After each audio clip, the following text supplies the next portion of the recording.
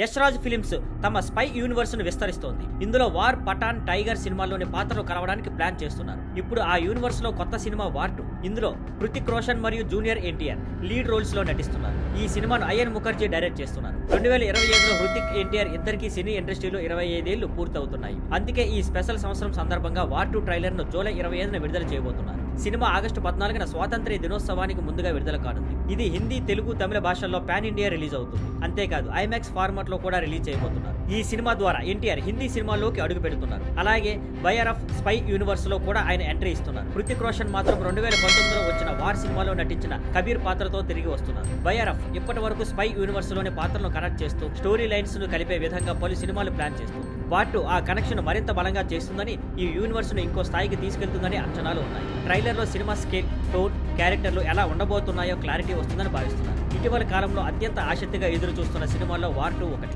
Thank you for watching. Please like, share and subscribe.